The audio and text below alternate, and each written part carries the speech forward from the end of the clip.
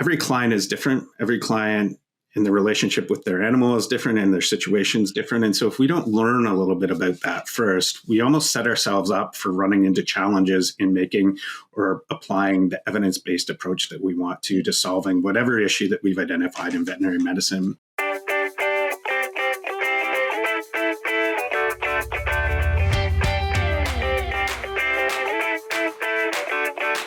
Hello and welcome to the Pet Food Science podcast brought to you by Wisenetics. I'm Jan Sugodolski and I'm dedicating you to bringing you the latest insights and discussions in the pet food science industry. So get ready to expand your knowledge and stay ahead with today's episodes. And it's my big honor to welcome Dr. Jason Koh as our guest today. Jason is a professor at the Department of Population Medicine at the Ontario Veterinary College in Guelph, Canada. Welcome, Jason. Thanks, Jan. And our topic today is going to be, and because Jason is an expert in communication, so we're going to talk today about how can we help with communication, foster relationships between, for veterinarians and the clients, specifically about nutrition. And so, Jason, usually what I like to do is often let my guests introduce themselves. So maybe you can tell us a little bit about your career path, where you started, and how did you end up, focusing on communication as your research? Yeah, for sure. Thanks, Jan.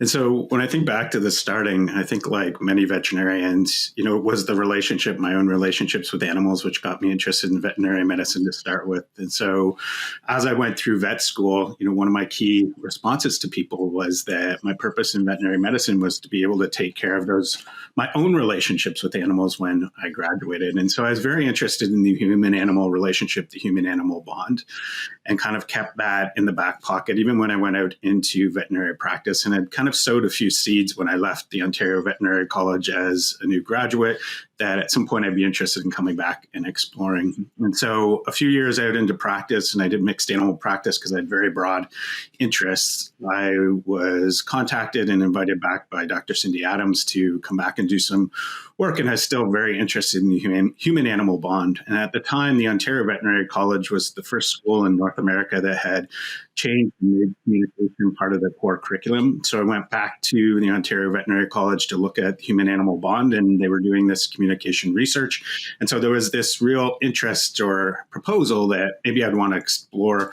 the communication aspect of veterinary medicine. And at that point in time, I actually wasn't interested in that. I saw it as being important, but it wasn't where I was going to focus my career. I was really interested in the relationship between people and animals.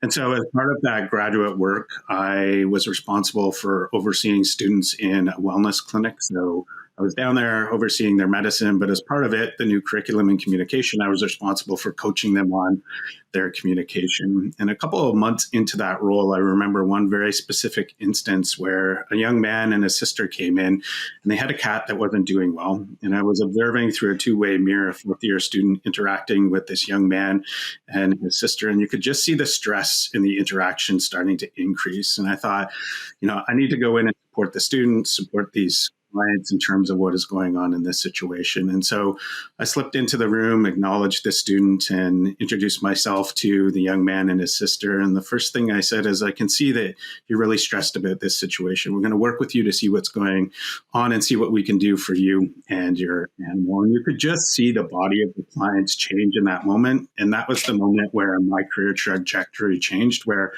I went into Cindy's office and said, that communication work you're doing, I think that's really important and I'm interested. And that was the start of my 20-year career looking at really the human side of veterinary medicine. And so from there, finished off my PhD looking at client communication in the examination room and how that impacts various outcomes of veterinary care, rolled into my faculty position where I've been very fortunate to, in the last 5 years, have a VCA Canada Chair in Relationship-Centered Veterinary Medicine, which has gone beyond the veterinary client relationship to really look at all relationships in veterinary practice and the impacts that those have for us as veterinary professionals, for the veterinary team, but also the clients and patients, because I think it is the relationship that is at the core of everything we do.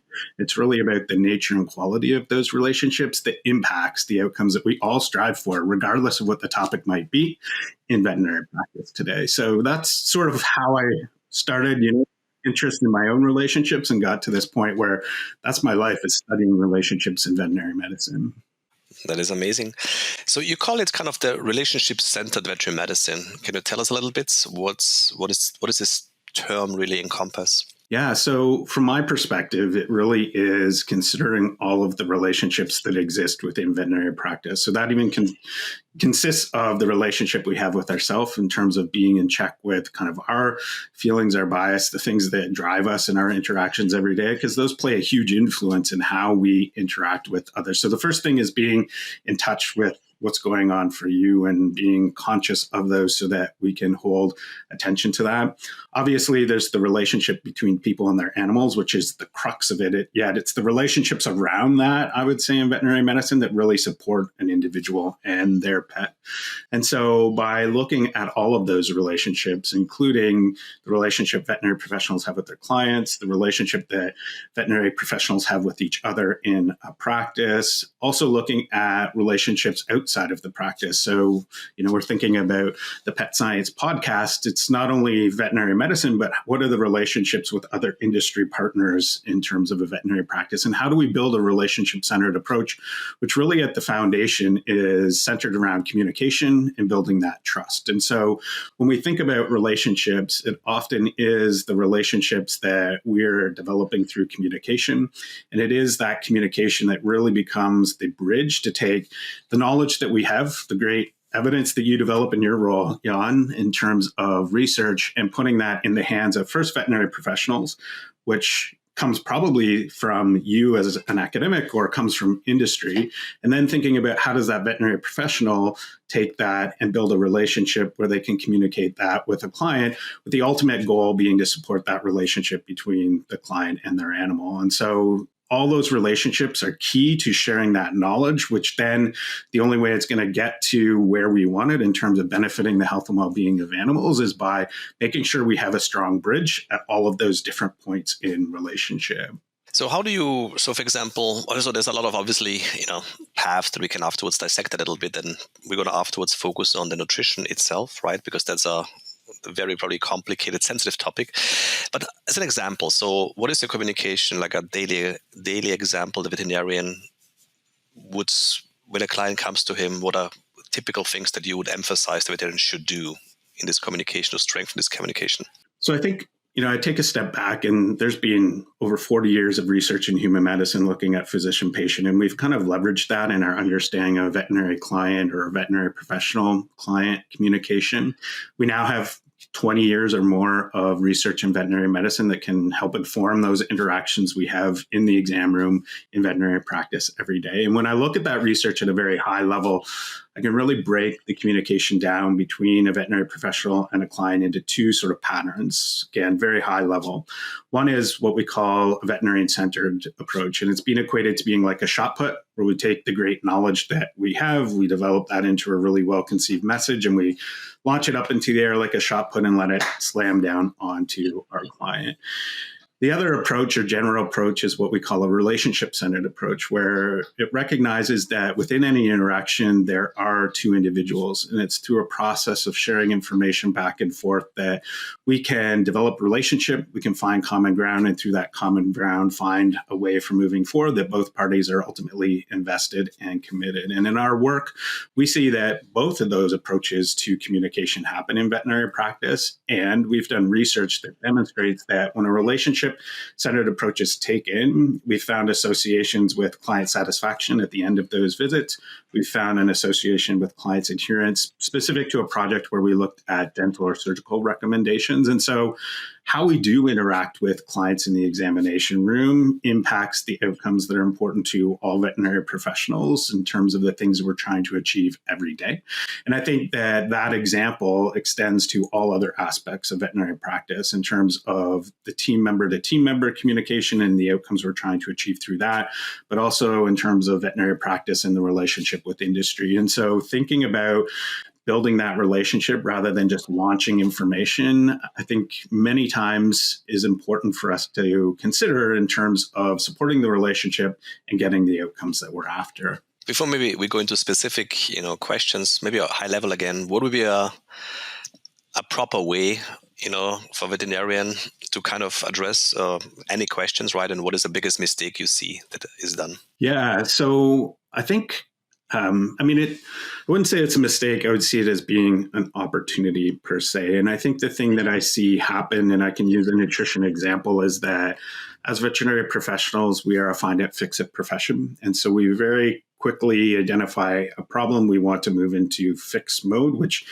is oftentimes that shot put approach where we have great evidence, we have a solution, and we want to provide that with our client or provide that to our client. And so I think the piece that gets missed there is that every client is different. Every client in the relationship with their animal is different and their situation is different. And so if we don't learn a little bit about that first, we almost set ourselves up for running into challenges in making or applying the evidence-based approach that we want to solving whatever issue that we've identified in veterinary medicine. And so a couple of years ago, we published a paper where we had put cameras up in the corner of the examination room, looked at over 280 interactions. From those interactions, we identified times where the veterinarian made a recommendation or a proposal for a long-term nutrition change for the animal involved in that interaction. And we were curious to know, well, what was clients' responses to that proposal or recommendation? And what we found was 55% of the time, clients overtly pushed back on the veterinarian's recommendation. Now, the other 45% of the time, they either took it up or they didn't give any kind of reaction to the veterinarian. And to be honest, it's those ones where you get no reaction that's like, oh my gosh, I don't know what to do with this.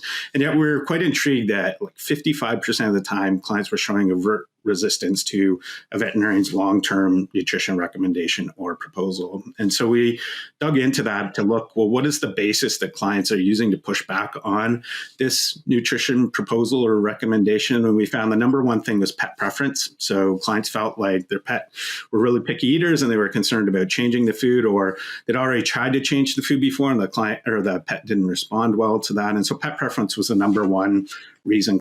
Number two were multi-pet households, and any veterinary professional can appreciate client has 3 cats, 1 cat should be on a food, the other 2 shouldn't be on. Clients like, how am I ever going to manage that piece? The third most common was the veterinarian had a health concern that they were using as the basis for making their nutrition or change recommendation. And the client was already or felt like they were already doing something to address it. So an example might be veterinarians concerned with the oral health of an animal. And so the veterinarian is recommending a dental diet, and yet the client's like, well, I feed dental treats a couple times a week. Isn't that enough? And then the fourth most common was the pet was already on the food that the veterinarian was recommending, which is those moments where we kind of have those oops moments. And so when we actually sat back and looked at this, what we came to realize was that all of these factors, pet preference, multi-pet household, already trying something to address the concern that was raised or already on the food, are things that could have been brought out earlier on through a more comprehensive history to understand our client, their animal, and their situation. And it's not that resistance is bad. Resistance actually gives us something to work with. Yet when we face resistance, we have to kind of catch up to sort of figure out, well, how are we going to make a plan that's going to work moving forward with this client? Whereas if we can gather this information up front, understand our client, their animal, and their situation, we can actually bring that information into our recommendation, which gives it a much better chance of success. And so I think to your question earlier, that breakdown is we very quickly move into making a recommendation when we see a problem, where some of that time I think needs to be invested in learning a little bit about our client, their animal, their situation, and tailoring that recommendation to the individual client, patient, and situation. So a common answer here often is the time of a consultation, right? So obviously what you just explained is a very crucial part to get the client to know each other. So how do you balance this kind of a little bit? Or how would you recommend a veterinarian to approach it? This is really important time spent with the client. Yeah, so it's a great question. It is one of the most common concerns we hear in our research from veterinary professionals is just the time pressures and how do you manage that? And, when we're teaching communication skills to help with gathering this comprehensive history, we're often encouraging people to consider asking open-ended questions or inquiries that really allow a client to share information, to share their story so that we can learn about it. And the concern is, well, that's going to take a lot of time. And so I think a few things. One, we've done studies now, a couple of studies around the use of open-ended questions. One was very specific to nutrition, where we did, again, an observational study, and we identified that when initiating a nutrition conversation, many times veterinarians started off with a question, and it was a very consistent question across veterinarians within our sample. And I've since had the opportunity to explore this through continuing education in different places around the world. And it seems to be a question that gets used regardless if you're here in Canada where I am, in the US where you are, Jan, or anywhere in the world. And that's, what kind of food are you feeding? And so we're very curious, given that it's pervasively used by veterinary professionals, how does that work? And what we found is that most clients treat that as a closed-ended question and gave very limited information, often brand-related information. It didn't really create that engagement, that relationship-centered component to it. And in many situations, it actually created some defensiveness amongst clients, which I've come to appreciate. You know, you have a client that's sitting in a waiting room. What are they usually staring at in that waiting room? It's usually one or two brands of food. And then it transitions into the examination room. The technician or veterinarian starts the nutrition conversation. And the first question is, what kind of food are you feeding? Client's thinking, well, it's not what I saw it in the waiting room, and so I've got to defend what I'm feeding. And so it's not to say we don't want to know, because we do want to know what they're feeding. It's not to say we shouldn't have that out in the waiting room. There's practice management work to support that. Yet it does suggest that we need to look at a different way to approach this. And so we actually followed this up with a study where we sent a research assistant into exam rooms before the veterinarian went in, and they were randomly assigned to ask one of three questions. One of them was that, what kind of food are you feeding? And when we did that, it acted very much like our observational research, where we typically got brand-related information, and on average, it took 15 seconds for clients to respond. We then randomly assigned the research assistant to go in and ask a question we had adopted from human nutrition, which was, tell me everything Rory eats throughout a day, starting first thing in the morning right through to the end of the day. And the thing I like about it is it's asking for everything right up front, but it's also providing some structure to aid recall, which was first thing in the morning right through to the end of the day. So the client starts, well, I get up, I do this, and I feed them that, and so it just helps with recall. And what we found was that with the tell me question, we got 3.5 times more information than that what question that most veterinary professionals use. And yet it took 28.6 seconds for clients to respond. So it did take a little bit longer, yet on average, 28.6 seconds longer. And my argument would be, how many of those closed-ended questions would we need to ask at 15 seconds a pop to get the same amount of information? And so I do think that it can take longer. Sometimes it's not going to take longer to ask those open-ended questions, but the information we gather better positions us to avoid some of that resistance we've seen in our related study, which actually allows us to move faster through those other parts of the interaction. Just quickly, we did another study looking at beginning of appointments. So again, camera in the corner of the examination room, and we specifically looked at veterinarian solicitation of clients' concerns at the beginning of an appointment. And we found that 1/3 of veterinarians actively ask clients, so what brings you in today? What concerns do you have? And we found in that study that when veterinarians asked it in an open-ended manner, what concerns do you have today, versus a closed-ended manner, do you have any concerns today? Statistically, the client shared significantly more concerns with the open-ended approach. Took clients on average 5 seconds to respond with a closed-ended question, and on average 13 seconds to respond with an open-ended question. So again, for another 8 seconds, you're getting significantly more concerns. And what we also know from that study is if you don't solicit concerns at the beginning of the appointment, you're 4 times more likely to get a concern raised by the client at the end, those doorknob concerns where you're like, And so if you think about efficiency, if you don't get those concerns up front and create a plan that's going to maximize your use of time, getting that doorknob concern is either going to result in having to blow your schedule out to address that concern, ignore it, which probably isn't going to contribute to client satisfaction, or maybe you can manage it in another way with a drop-off or another member of the team. Yet by having it out up front, it just helps you with efficiency by setting an agenda with the client. So as much as there are concerns about the time element, I do think that in the end, as we develop these skills, they actually in many cases can create some efficiencies. And sometimes it will take a little longer. Sometimes it'll be a little less, but even when it takes a little longer, we're talking like a minute or two. We're not talking like 15, 20 minutes longer. So I would really encourage people to invest in that upfront information gathering, because I do think that it kind of supports the conversation later on. And we know through a study that was done a long time ago that as veterinary professionals, we tend to focus on education and counseling. I think it's 48% of our time is spent there, and only 9% of our time is spent with information gathering. And so I think it's shifting a bit of that up into the front with the hope that it makes our interactions more fruitful in terms of what we learn, more fruitful in being able to tailor a recommendation to our client, their patient, and their situation, and more fruitful in maximizing our efficiency in the exam room. Well, that's fascinating and makes completely sense. And I think that's really, eye-opening, really, when you think through this. It's time for our famous three. Kemin Nutrisurance is compelled to provide safe and delicious ingredients to improve our pets' food so they can have the best quality of life. Every day, they deliver specialized expertise, innovative products, and unrivaled support through the pet food and rendering value chain. From oxidation control and food safety to palatability and nutrition, all the way through a suite of tailored services that support you from start to finish, we ensure you're getting the most from Kemin ingredients. Kemin is compelled by curiosity to ensure pets around the world are living happy and healthy lives. Let's focus a little bit on nutrition specifically. I think there's a lot of diet trends out there nowadays, right? So sometimes the client comes obviously and says, I hear online or marketing and so on, this diet is better than other diets and so on. How can we help here, this communication? How can we foster trusted brands, and how to help the veterinarian discuss this with the clients? So I think there's a lot of layers to that. And I think the first is recognizing a client that comes with information. They've done work. They've invested in that information. And there's research not in veterinary medicine and human medicine that suggests that when a client comes in with a pre-existing idea, if we just tell them what we think that is counter to that idea, they're going to leave believing what they came in believing.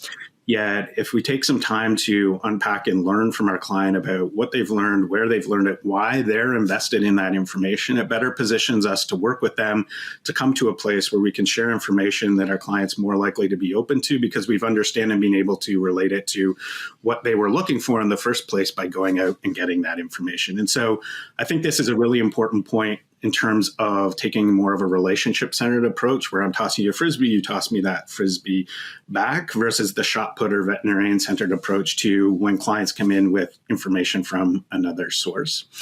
I also think that, and our research would support this, is that clients are looking for options. Most clients, I wouldn't say absolutely every client. I think there was an AHA study done many years ago that said 90% of clients want to be presented with options regardless of whether or not we think as veterinary professionals that they can afford them.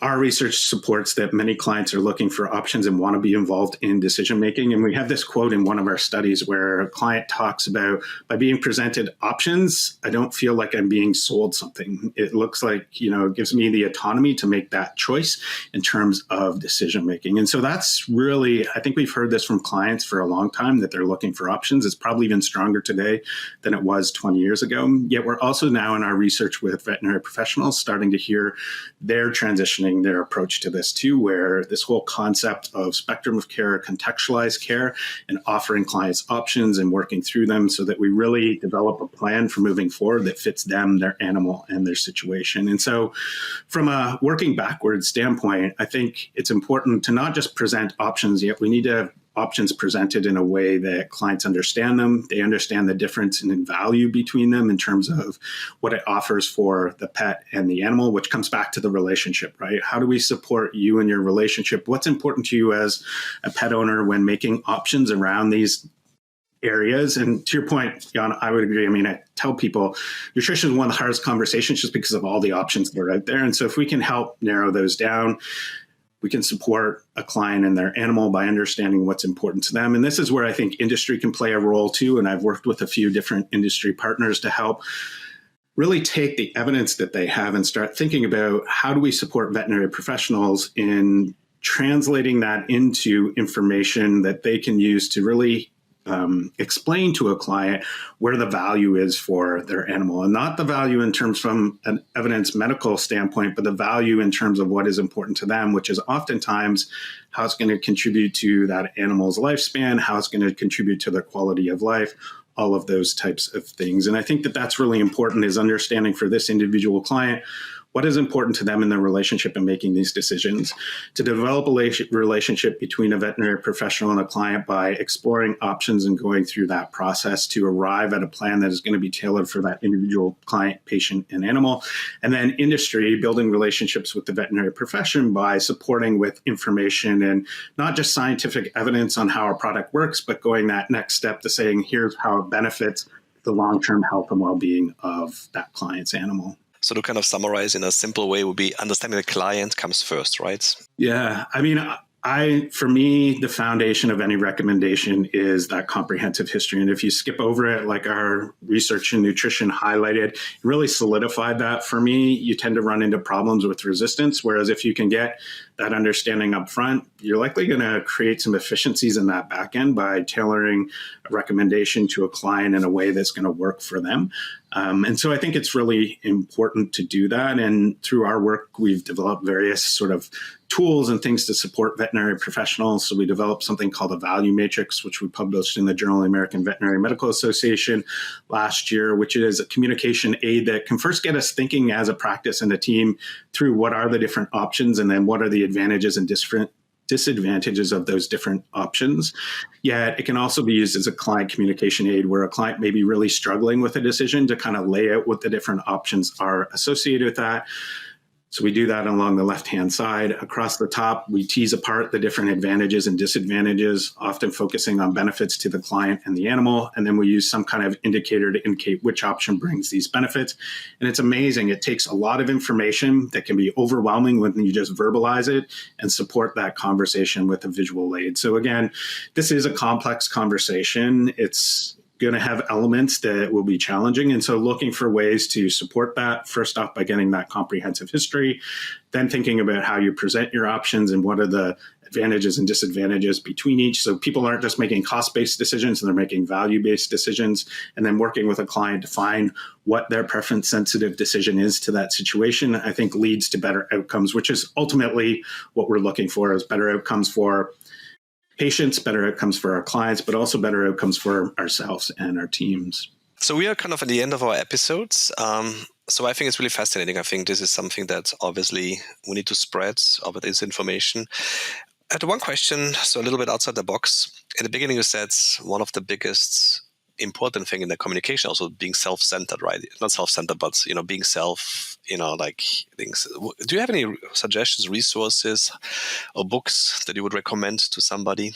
Yeah, I don't have a specific book. And I mean, transparently, it probably comes back to, I spend a lot of time reading students' papers, so I'm not diving into a lot of books. And yet, really what that is pointing to is emotional intelligence. And so I think anything that you can spend to kind of help you in becoming more reflective in your practice, which is a lot of what we spend time helping students with in terms of getting them to spend time reflecting on their thoughts, their ideas, but also others' thoughts and ideas is important in relation to that. And so I think any resource that is out there to support the development of emotional intelligence or support you in continuing to develop that, I think is critical, because that's a big part of first thinking about yourself and how you're responding to a situation and understanding how your response is influencing that interaction. And so I don't have a specific recommendation for a book, yet that would be the area I would encourage people to explore.